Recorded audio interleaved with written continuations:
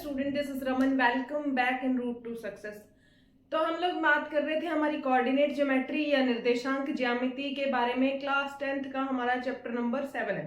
इसमें थोड़ा सा जो हमारे पास त्रिभुज का क्षेत्रफल निकालना था या फिर एरिया ऑफ ट्राइंगल फाइंड करना था, वो हमारा क्या हो चुका है, कैंसिल हो चुका है। तो आपको इसमें सिर्फ और सिर्फ पढ़ना क्या है, इसमें आपको पढ़ना है बाकी के क्वेश्चंस। बची हुई 7.2 हम 5 तक क्वेश्चन कर चुके थे और अब आज हम कंटिन्यू करेंगे 5 से बाद वाले क्वेश्चन। चलिए स्टार्ट करते हैं।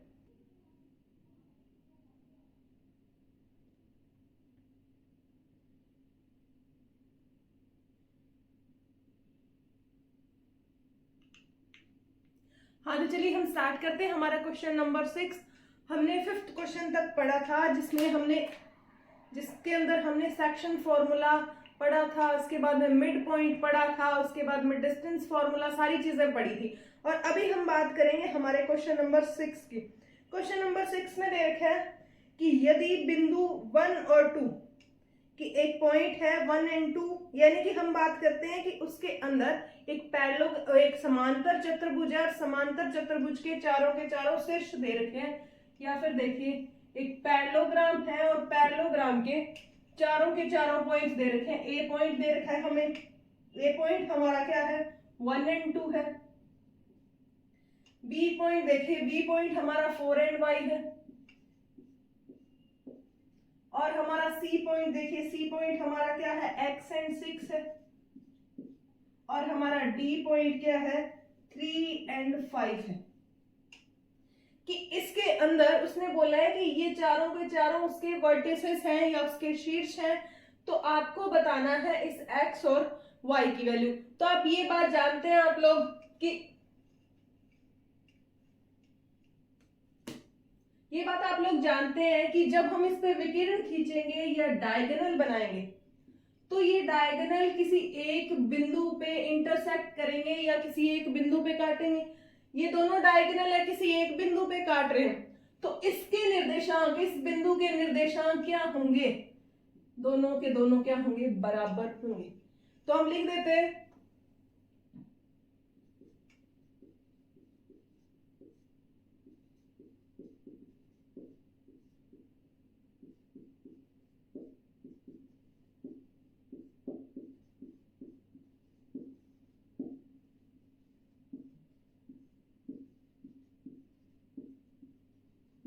कि जो पॉइंट्स है, जो डायगोनल है, वो किसी एक पॉइंट पे इंटरसेक्ट करता है। यानी कि अगर हम इससे भी एक पॉइंट फाइंड करें और इससे भी फाइंड करें तो क्या होगा, वो कैसे होंगे, बराबर होंगे, मिड पॉइंट होगा। ऑब्वियस सी बात है ना। तो चलिए अब हम स्टार्ट करते हैं इस क्वेश्चन पे।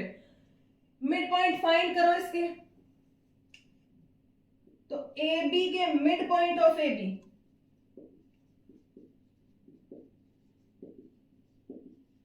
बराबर होगा किसके,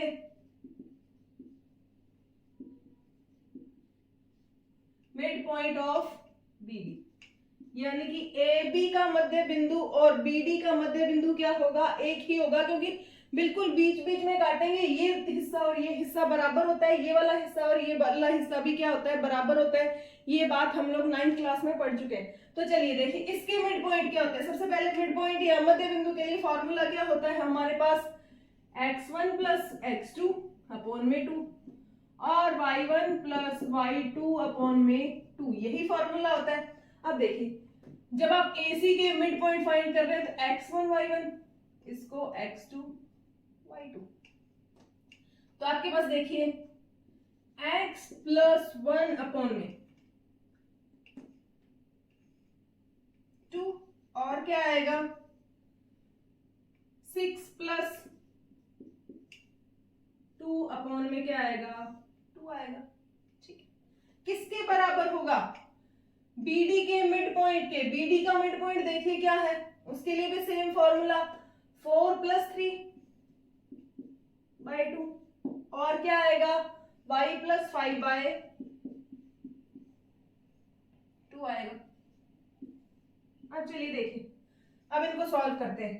तो x प्लस 1 बाय 2 और क्या आएगा 6 प्लस 2 कितना होता है 8 by 2, that is 4 equals to अब देखिए 4+3/2 यानी कि क्या आता है 7/2 और ये क्या आएगा y + 5/2। अब दोनों की कंपेयर कर लो, इसकी इससे कंपेयर करनी है और इसकी इससे, तो आप क्या लिखेंगे x + 1/2 इज इक्वल टू किसके होगा 7/2 के, एंड हमारा y + 5/2 किसके बराबर होगा 4 के बराबर होगा। उम्मीद करती हूँ कि आपको ये चीज इतनी समझ आई होगी। अब देखिए इस 2 से ये 2 गया तो हमारे पास बचा क्या x + 1 = 7, तो यहां से x की वैल्यू किसके बराबर आ गई 6 के। उसके बाद में देखिए जब हम क्रॉस मल्टीप्लाई करते हैं तो क्रॉस मल्टीप्लाई करेंगे तो y + 5 और 4 2 यानी कि 4 को 2 से मल्टीप्लाई करेंगे तो हमारे पास क्या आएगा 8 आएगा, तो y = क्या आएगा 8 - 5, तो y की वैल्यू क्या आ गई 3 आ गई। हमारे ये दोनों के दोनों कोऑर्डिनेट्स आ गए, वो किसके हैं इस पॉइंट के हैं। ठीक है, चलिए तो अब हम बात करते हैं हमारे नेक्स्ट क्वेश्चन पे। उम्मीद करती हूँ कि ये क्वेश्चन आपको बहुत ही अच्छे से समझ आया होगा। ये हमारा क्वेश्चन नंबर 6 था। तो अब हम बात करेंगे क्वेश्चन नंबर 7 पे। बिंदु ए के निर्देशांक ज्ञात कीजिए जहां ए बी एक वृत्त का व्यास है जिसका केंद्र 2 और -3 तथा बी के निर्देशांक 1 और 4 है। कि हमारे पास एक वृत्त है, उसके ए बी उसका क्या है व्यास है, ठीक है, और ओ उसका मध्य बिंदु है और मध्य बिंदु के निर्देशांक क्या है 2 और -3 है, और बी के जो निर्देशांक है वो 1 और 4 है। इसका मतलब क्या हुआ कि हमारे पास एक सर्कल दे रखा है, सर्कल के मिड पॉइंट के कोऑर्डिनेट्स हमें क्या दे रखे हैं 2 और 3, और ए बी उसका क्या है ए बी उसका डायमीटर है, और बी के कोऑर्डिनेट क्या दे रखे हैं 1 और 4। अब अगर बहुत ध्यान से देखें कि ये उसका व्यास है या डायमीटर है, तो व्यास का मध्य बिंदु या मिड पॉइंट कौन होता है ओ होता है, यानी कि उसका सेंटर उसका मिड पॉइंट होता है, केंद्र बिंदु होता है। तो यहाँ पे हमारे पास मिड पॉइंट के कोऑर्डिनेट्स हैं, मध्य बिंदु के निर्देशांक है बी के हैं, हमें इसके फाइंड करने हैं। तो हम फॉर्मूला कौन सा लगाएंगे हमारा मिड पॉइंट वाला या मध्य बिंदु वाला फॉर्मूला लगाएंगे। तो हमारे पास देखिए ए बी का मध्य बिंदु, ए बी का मध्य बिंदु देखिए कौन है ओ है, ठीक है, और उसके कोऑर्डिनेट क्या है 2 और -3। ठीक है, ये हमारा क्वेश्चन नंबर 7 है। अब देखिए फॉर्मूला क्या होता है, किसके बराबर होगा x1 + x2 अपॉन में 2y1 + y2/2 होगा। ठीक है, अब देखिए x1 इसको हम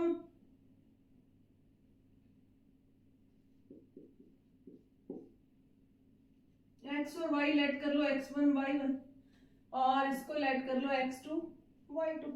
तो हमारे पास देखिए क्या आएगा 2 और -3 किसके बराबर होगा x1 के कोऑर्डिनेट देखिए x1 की जगह x1 रखेंगे क्योंकि हमारे पास इसकी वैल्यू नहीं है, x2 की जगह 1 अपॉन में 2, और अब देखिए y1 की जगह y1 प्लस y2 की जगह देखिए हमारे पास क्या है 4/2, यानी कि सेम ही वैल्यू है।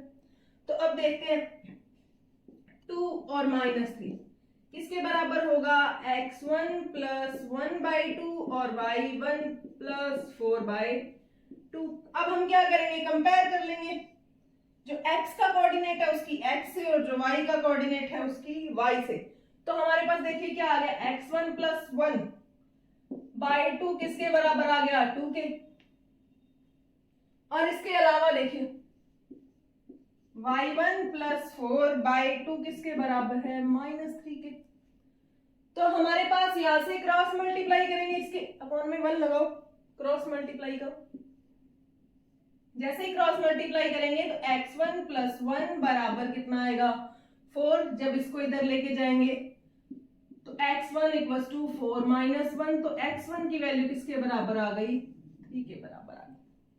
अब देखिए y1 इसके लिए भी क्रॉस मल्टीप्लाई करेंगे तो क्या आएगा y1 + 4 = बराबर क्या आएगा -6, तो यहाँ से y1 की वैल्यू क्या आएगी -6 -4, तो y1 क्या आ गया -10। कि a बिंदु के जो निर्देशांक है ना वो क्या है, a के जो निर्देशांक है वो 3 और -10 ये वाले निर्देशांक है। उम्मीद करती हूँ कि ये क्वेश्चन आपको समझ आया होगा। अब चलिए अब हम चलते हैं नेक्स्ट क्वेश्चन पे। ये हमारा चैप्टर बहुत ही आसान सा है, ज्यादा कंसेप्ट नहीं है, बहुत हमारे लास्ट चैप्टर की कंपैरेटिवली ट्रिग्नोमेट्री या त्रिकोणमिति की तुलना में ये चैप्टर बहुत ही आसान है, तो आपको इसको बहुत अच्छे से पढ़ना है। चलिए हम स्टार्ट करते हैं हमारा next question, which one is 8th question.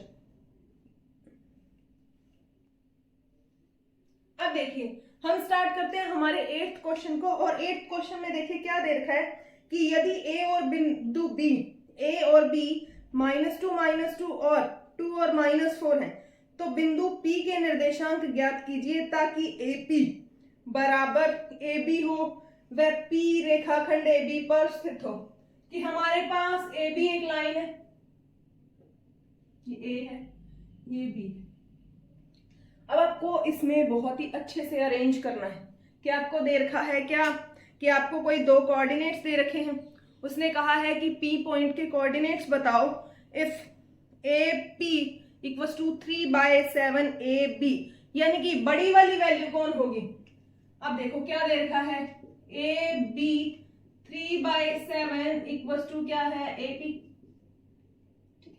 अब आप देखें अगर आप इसका रेशो फाइंड करेंगे तो रेशो का मतलब क्या होता है, AB/7 पड़ा हुआ है, इसको इधर लेके जाएंगे तो क्या आएगा AP/3 आ जाएगा। तो हमारे पास AB रेशो AP क्या हो गया 7:3 हो गया। यानी कि इससे हमें पता चल गया कि P पॉइंट है वो कहीं पे बीच में आएगा, बीच में आएगा, यानी कि यहाँ पे कोई P बिंदु आ गया। अब देखिए AB और AP यानी कि P बिंदु जहां पे काटता है उसके निर्देशांक चाहिए। ये देखिए ये AP है, यानी कि AP तक की AP कितना है 3 टुकड़े हैं, और पूरे के पूरे कितने 7 टुकड़े हैं, तो ये वाले हमारे कितने बच गए 4 टुकड़े बच गए। तो हमारे P बिंदु पे जो रेशो बनेगा या जो अनुपात बनेगा वो क्या बनेगा 3:4। इस क्वेश्चन में सबसे ज्यादा ध्यान रखने वाली चीज यही है। अब देखिए हमें A और B बिंदु दे रखे हैं, A और B बिंदु देखिए क्या है,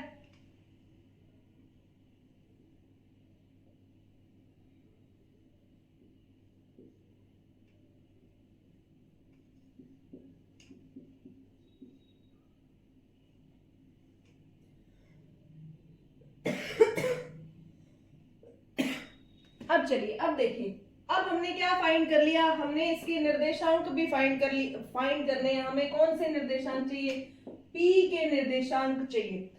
जब हमें M1 M2 की वैल्यू दे रखी हो, दो कोऑर्डिनेट दे रखे हो, तो हम कौन सा फॉर्मूला यूज करते हैं, सेक्शन फॉर्मूला या फिर विभाजन सूत्र यूज करते हैं। अब देखिए अब हमने फाइंड कर लिया, आपको इसे नहीं लेना है, इस अनुपात को नहीं लेना, आपको इसे लेना है। आपको बनाना पड़ेगा कि देखिए ये पूरी AB के कितने फैक्टर्स है या कितने टुकड़े हैं 7 है, और AP के कितने हैं 3 है। जब हमारे पास PB कितना आएगा, PB चाहिए ना हमें इसके अनुपात के लिए, तो PB के लिए 7 में से 3 माइनस कर दो, आपके पास 4 टुकड़े बच जाएंगे, तो इसका अनुपात क्या आएगा 3:4 आएगा। चलिए तो हम स्टार्ट करते हैं हमारे क्वेश्चन को। अब कौन सा फॉर्मूला यूज करेंगे, सेक्शन फॉर्मूला,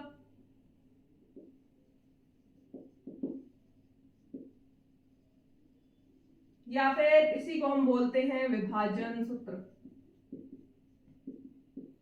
भूले तो नहीं होंगे, आपको याद ही होगा कि हमारा विभाजन सूत्र क्या होता है। देखिए तो क्या होगा, विभाजन सूत्र का काम क्या होता है, इस P बिंदु के निर्देशांक पता करना या P बिंदु के कोऑर्डिनेट्स पता करना।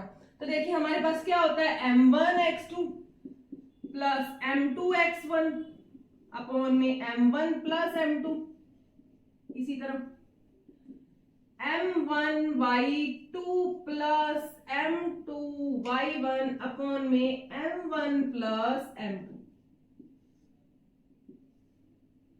ठीक है, अब देखिए अब वैल्यूज पुट करते जाइए। ये हमारा क्या है x1 y1, ये हमारा क्या है x2 y2। अब M1 की वैल्यू 3, x2 की वैल्यू क्या है 2 प्लस m2 की वैल्यू क्या है 4 और x1 की वैल्यू क्या है -2/3 + 4। अब देखिए अगले के लिए m1 की वैल्यू क्या है 3 है, 3 इंटू y2 की वैल्यू -4 प्लस m2 की वैल्यू क्या है 4 और y1 की वैल्यू क्या है -2/3 + 4 आ जाएगा। ठीक, यहां तक हो गया। अब देखिए 3 2 6 -8 बाय क्या आएगा 7 और इसके लिए देखिए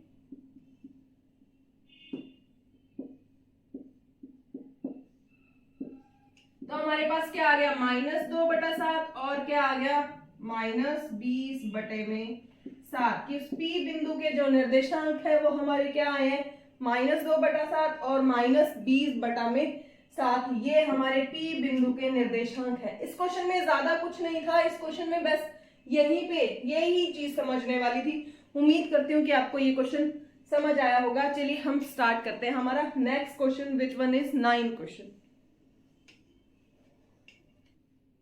चलिए तो हम स्टार्ट करते हैं हमारे आज के क्वेश्चन 9th क्वेश्चन को। 9th क्वेश्चन बहुत ही आसान सा क्वेश्चन है। ऐसे क्वेश्चन हम सेक्शन फॉर्मूला या फिर विभाजन सूत्र में कर चुके हैं, तो मुझे सिर्फ आपको ये बताना है, आप इसे खुद से ट्राई करेंगे। तो हमारा देखिए क्वेश्चन नंबर 9 क्या दे रखा है। क्वेश्चन नंबर 9 में दे रखा है कि बिंदुओं 2 और -2 और 2 कि हमारे पास ये एक लाइन दे रखी है एक सीधी, इसमें ए पॉइंट क्या है -2 और 2 है, बी पॉइंट क्या है 2 and 8 है। तो इसे आपको क्या करना है, इसको जोड़ने वाले रेखाखंड AB को 4 भागों में विभाजित करने वाले बिंदुओं के निर्देशांक, यानी कि इस लाइन को 4 इक्वल पार्ट्स में डिवाइड करने वाले पॉइंट के कोऑर्डिनेट चाहिए, यानी कि हमें P चाहिए, Q चाहिए और R चाहिए। अब देखिए अब ये पूरी की पूरी एक लाइन थी, इसके हमने क्या कर दिए 1 2 3 4 टुकड़े कर दिए। तो यहाँ इस बिंदु के लिए अनुपात क्या बनेगा 1 अनुपात, इधर कितने बच गए, इधर 1 है, इधर कितने बचे हैं 3, तो 1 अनुपात 3। इसके लिए 2 अनुपात 2, इसके लिए 3 अनुपात 1।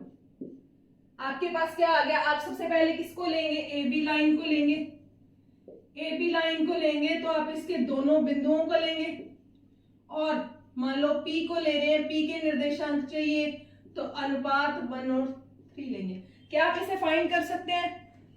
उम्मीद करती हूँ कि अगर आपको सेक्शन फॉर्मूला या आपने हम मेरी लास्ट क्लासेस देखी है तो आपको ये क्वेश्चन आपसे हो जाएगा, तो आपको इस क्वेश्चन को ट्राई करना है। हम चलते हैं हमारे नेक्स्ट क्वेश्चन पे, या फिर मैं आपको इसको एक पॉइंट के फाइंड करके दिखा देती हूँ। तो ये -2 और 2 है और ये 2 और 8 है। तो देखिए हमारे पास फॉर्मूला क्या होता है, P पॉइंट के कोऑर्डिनेट्स के लिए कौन सा फॉर्मूला लगाते हैं हम, सेक्शन फॉर्मूला या विभाजन सूत्र क्या होता है m1x2 plus m2 x1 upon में m1 प्लस m2, और दूसरा क्या होगा m1 y2 plus m2 y1 upon में m1 प्लस m2, यही होगा। अब देखिए वैल्यूज पुट करते जाइए। m1 की वैल्यू देखिए 1 इंटू x2, ये x1 y1, ये x2 y2। अब देखिए क्या आएगा 1 इंटू 2 प्लस 3 इंटू x2 देखिए सॉरी x1 देखिए -2 बाय 1 प्लस 3। इसके लिए भी 1 इंटू y2 की वैल्यू देखिए, y2 हमारा क्या है 8 प्लस m2 की वैल्यू 3 इंटू y1 की वैल्यू देखिए 2 अपॉन में 1 प्लस 3। तो हमारे पास इसके कोऑर्डिनेट्स क्या आ जाएंगे 2 -6/4 और ये क्या आएंगे 8 प्लस 6/4। तो हमारे पास निर्देशांक आ गए -4/4 और ये कितने हो जाएंगे 14/4। तो हमारे पास इस बिंदु के निर्देशांक क्या आएंगे -1 यानी कि इस बिंदु के -1 और क्या आएंगे 7/2 आएंगे। इसी तरह हम r के लिए फाइंड कर लेंगे और इसी तरह हम q के लिए फाइंड कर लेंगे। उम्मीद करती हूँ कि आप इस क्वेश्चन को पूरा कंप्लीट कर लेंगे। चलिए हम स्टार्ट करते हैं हमारी क्लास के आज के लास्ट क्वेश्चन पे और 10th क्वेश्चन पे, जो हमारी इस एक्सरसाइज का सबसे लास्ट क्वेश्चन है। आपको एनसीईआरटी के सारे एग्जांपल्स करने हैं और इसके साथ साथ आपको इस बुक के जितने भी क्वेश्चन हैं सबसे पहले आपको उन्हें करना है एटलीस्ट 1 और 2 टाइम्स। अगर आप इतना कर लेंगे उसके बाद में आपको एग्जाम्पलर या फिर आर डी शर्मा से पढ़ना है। चलिए हम स्टार्ट करते हैं क्वेश्चन नंबर 10 को। अब देखिए हमारा क्वेश्चन नंबर 10 हमें क्या दे रखा है। क्वेश्चन नंबर 10 में दे रखा है कि एक समचतुर्भुज का क्षेत्रफल ज्ञात कीजिए जिसके शीर्ष क्रम में 3 0 4 5 -1 4 और -2 -1 है और इसमें एक लास्ट में हिंट भी दे रखी है। हिंट में क्या दे रखा है कि समचतुर्भुज का क्षेत्रफल किसके बराबर होता है 1/2 इंटू उसके विकिरणों के बराबर। यानी कि इस क्वेश्चन में हमसे पूछा है कि एरिया ऑफ रोम्बस फाइंड करो जिसके कोऑर्डिनेट्स हमें दे रखे हैं और उसके अलावा इसमें एक हिंट यूज करनी है कि रोम्बस का फॉर्मूला किसके बराबर होता है 1/2 इंटू प्रोडक्ट ऑफ डायगोनल्स के बराबर होता है। तो देखिए सबसे पहले हम एक रोम्बस को ड्रॉ करते हैं। अब देखिए रोम्बस में ए की कोऑर्डिनेट क्या है 3 और 0 है, बी के कोऑर्डिनेट क्या है 4 और 5 है, सी के कोऑर्डिनेट क्या है -1 और 4 है और डी के कोऑर्डिनेट हमारे क्या है -2 और -1 है। अब देखिए इस क्वेश्चन में हमें एक बात सिंपल सी दे रखी है, हिंट दे रखा है, तो हमें क्या फाइंड करना है डायगोनल या फिर सिर्फ और सिर्फ विकिरण पता करने हैं। कौन से फॉर्मूले से कर लेंगे हम, डिस्टेंस फॉर्मूला या दूरी सूत्र, सिंपल सी बात है। तो अब चलते हैं हम किसकी वैल्यू फाइंड करेंगे AC की। तो AC के लिए क्या लगाएंगे √x2 - x1 की स्क्वायर प्लस y2 - y1 की स्क्वायर। अब तक तो आपको ये फॉर्मूला बहुत अच्छे से याद हो गया होगा। अब देखिए इसको x1 y1 इसको x2 y2। अब देखिए x2 कितना है -1 -3 की स्क्वायर प्लस y2 देखिए 4 - y1 0 की स्क्वायर, इसका होल स्क्वायर लगाएंगे। ये देखिए -4 का होल स्क्वायर प्लस 4 की स्क्वायर, ये कितना आएगा ये भी 16 ये भी 16। तो ये हमारे पास रिजल्ट कितना बनेगा, क्या इसमें से देखिए इसको आप लिख सकते हैं 16 इंटू में 2 आएगा। अब 16 का स्क्वायर रूट कितना होता है 4√2 आ जाएगा कि एक डायगोनल का हमारे पास आ गया। हमारे पास AC की वैल्यू यहाँ पे हमारे पास क्या आ गई है 4√2 यूनिट आ गई है। अब अगर हमारे पास AC की वैल्यू चाहिए तो हमें दूसरे वाला डायगोनल भी फाइंड करना पड़ेगा। दूसरा वाला डायगोनल यानी कि BD या दूसरे वाला विकिरण, वही सेम फॉर्मूला से, कौन सा फॉर्मूला x2 - x1 की स्क्वायर प्लस y2 - y1 की होल स्क्वायर। अब देखिए इसको आप क्या रेड कर लेंगे x1 y1 इसको x2 y2। तो आपके पास क्या आ जाएगा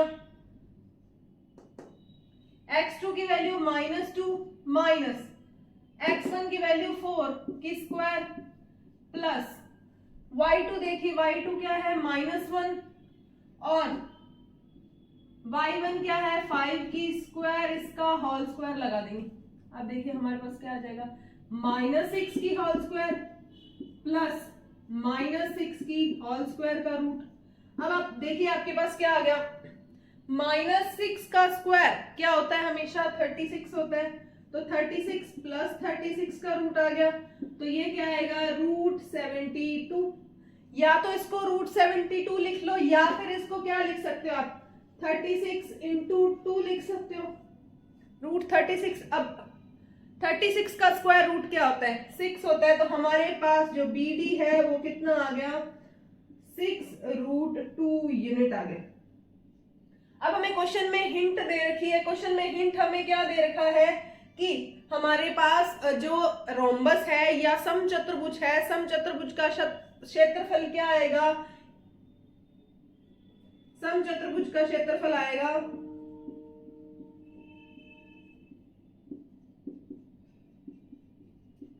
1/2 इंटू विकिरणों का गुणनफल या फिर रोम्बस का जो एरिया है वो क्या आएगा 1/2 इंटू प्रोडक्ट ऑफ डायगोनल, यानी कि 1/2 इंटू AC इंटू BD।